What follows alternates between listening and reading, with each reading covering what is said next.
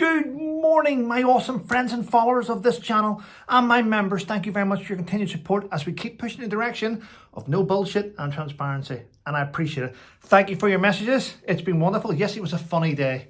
It was a hilarious day yesterday. Listen, I loved it. Listen, here's the thing, people, right?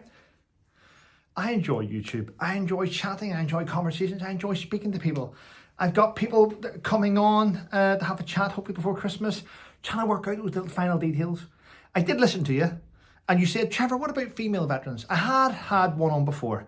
If you remember rightly, I had on the medic, Amber, talking about her homelessness and how she managed to get through with her mental health. I've had a few people on, but I will bring more on. And I do appreciate it. And listen, I must point this out, because it makes me, do you know what? I sort of laugh. I speak to other YouTubers and we laugh because I know there's people out there that love what I say. People probably don't like some of the things I say, my swear words and all that there. Listen, it is what it is. I'm not going to change. I enjoy it. But the one thing that I get a lot of satisfaction from is to put out silly little pictures and things and watch people with broken mental health lose their shit. Lose it completely. They're like, what? He's not really standing beside the Hollywood sign. No, I'm not. No, you're right, I'm not. I'm sitting in my living room making pictures up, watching mental people lose their shit, and I think it's funny. It makes me laugh. To think that people are so invested. It's not a real plaque. It's not a real plaque. Let me just check. Let me check with my own plaque, which you haven't got. Listen, it's just funny to watch people go mad, and I do enjoy it. I enjoy watch. People know I like to have a bit of fun. I like to have a bit of sarcasm. But then there's people that are just stupid, and that's the ones that I'm poking fun at, and I don't care. Trevor, you know, it's not nice to make fun of the inflicted. It actually is. It's very fun to watch people.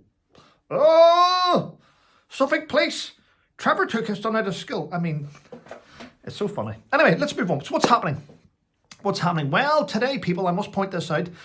Today, I'm going to say thank you to every one of you that has helped so far. Today's day 10, the 10th of December. And my first Into Sangin book has been in Amazon's top 100 for 10 days in December, which is unbelievable. It's at number 96 at the minute. It'll probably slip out of the top 100 today. But you know what? It's been a good run. It's been a good ride. Thank you. There we go. Yeah. Please keep leaving reviews, though. Yeah. So, the nuisance and stupidity of the United Kingdom continues to unfold with the mother of Baby P. Now, if you don't know who Baby P was a young baby, vulnerable, that was tortured to death. And one of the most horrific crimes to a child in the UK. Well, the mother's probably going to get released in a couple of months. Yes. She already got released once, then messed that up and went back into prison. And now she's going to be released again. Why would you release someone that's so evil back onto society? That's shocking. If this was America, she would have had the electric chair. If it was America, electric chair, lethal injection, she would have. But unfortunately, we don't have those type of laws. If we did, things would be a lot different, wouldn't they? Just a bit weird. And again, let me mention the word BBC. Yes, listen here. The BBC's news Tokyo correspondent, his name is Duncan. Have I got that right? Let me get his name right. Duncan Bartlett. Yep. He's now been jailed because he's now been jailed. He was found guilty of paying children, Filipino children, to be naked online and producing shows for him, his own little private naked shows with children. Yeah, well, he's now been found guilty and he's in jail. Again, another member of the BBC. Now, why hasn't this been all over the media? They went after Greg Wallace, didn't they? The BBC were happy to hang out Greg Wallace. Can you see what's happened now? So the BBC went after Greg Wallace because he said innuendos that people didn't like. But Hugh Evers is walking the streets having been found guilty. He played the mental health card. And now Duncan Bartlett, the BBC's Tokyo correspondent, now being jailed. But I think they used Greg Wallace's bit of a shitstorm story to hide the story of Duncan Bartlett that was paying Filipino children to produce live sex shows for him, streaming them. Yeah. Shocking, isn't it? Did you see that in the BBC news, did you? Anyone see it in the news? No? Wonder why that is. I wonder how many super injunctions the BBC's had to fork out for. I wonder how much licence fee money is being used to hide crime from their licensees. Just saying. Just saying. And it's now come apart about what Johnny Mercer did. Johnny Mercer is the ex-Tory MP down in Plymouth, and he was a Veterans Minister. Now listen, I've got no qualms with Johnny. I'm going to be honest with you right now. But there's one thing that had stood out today. A while ago, I speak to members privately that used to serve in UK Special Forces. I'll never give their names away, but they're great guys. They've achieved a lot, and many of us sleep safely in our beds today because of the jobs they carried out during their work. Johnny Mercer was called before an inquiry. Johnny Mercer was called before an inquiry quite some time ago, and he knew information, but he refused to give up the information, and he risked himself going to jail by doing so. He was criticised, whether it was good or bad, doesn't matter, he was criticised for it. But it's come to light today, or in the last couple of days, that the person that Johnny Mercer was protecting is now the Labour Veterans Minister, Al Kearns. Al Kearns refused to give evidence which would have helped Special Forces soldiers. So basically, the Veterans Minister today, Labour, threw people under the bus, and Johnny Mercer, with his integrity, didn't want to give up the name of Al Kearns. That's the government you have today. One that will refuse to help our armed forces, but put out shitty little stories about how much that they care. Quite sad, Al. You're quite a sad individual. Yeah, I actually think you're an arsehole, but there we go. But I'm allowed to think that's my opinion. You probably have the same opinion of me. I don't care. Don't care, yeah. But there is more good news today. Really good news. Listen to this here. The collapse of Syria. Assad, the dictator, fleeing, means this. Syrian refugees that entered the UK can now be sent back to Syria.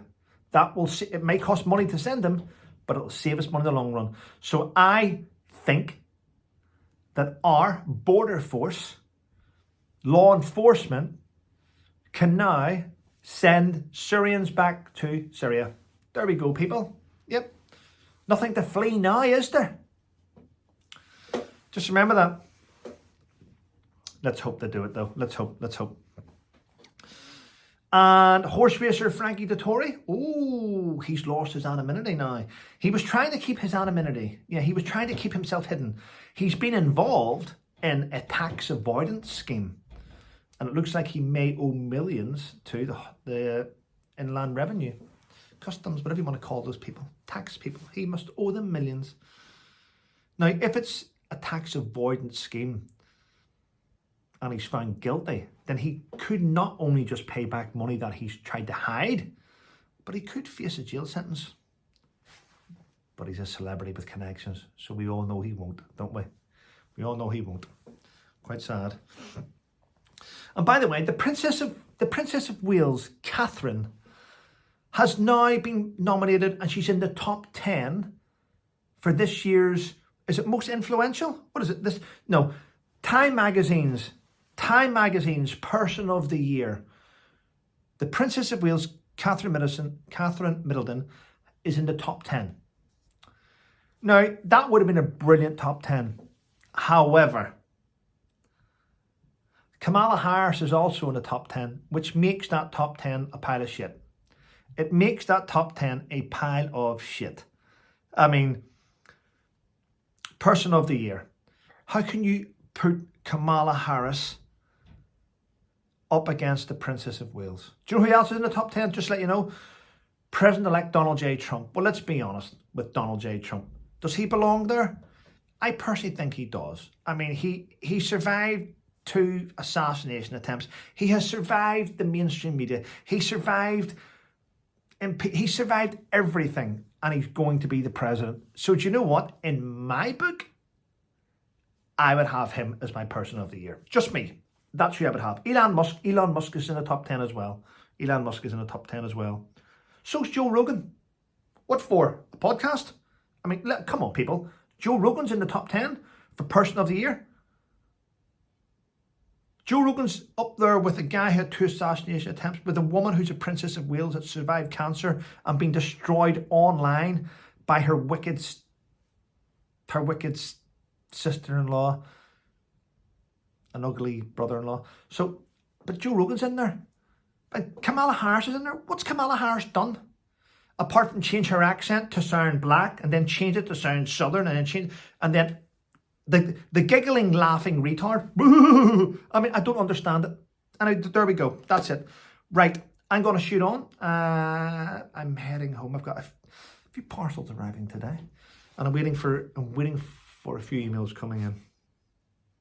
But apart from that, I'm just going to have a chilled out day. Anyway, I will end on this note. Thank you to those that have bought my book First Into Singing and kept it in the Amazon Top 100. It's been absolutely amazing, and I appreciate it. And if it stays in today, I'll be surprised. Every day it stays in now, I'm shocked, because there's thousands of great books in there. Do you know Winston Churchill? Five different authors have written books about Winston Churchill, and all 5 of those books are in Amazon's Top 100. It's crazy. There's like 4 of Paddy Blairman. Well, he is a legend, let's be honest. But there we go. Anyway, yeah. Have a great day. Remember, I need to get a box today. Get a box today and start sending parcels to my parents. Yes, and get that all sorted. That needs done today, this week anyway. Listen, have a wonderful day. Remember, stay safe. Keep your powder dry. Delete negativity. Get rid of arseholes in your circle. Remember, it's coming up to Christmas, so this is the time of the year where you're going to receive cards and phone calls from family members that have ignored you for 11 fucking months. They're now going to get in touch and go, oh, hi, Al, how are you? How are you? Yeah, parcel's on the way. Why? People get in touch with you coming up to Christmas. Don't they? Family members that haven't seen in a while. Oh, so you remember them. Oh, that's right, they've got children. Yeah, let's send the kids a present. Family members are the worst, aren't they? They're also the best, but they're also the worst. Have a great day, everyone. Remember, stay safe.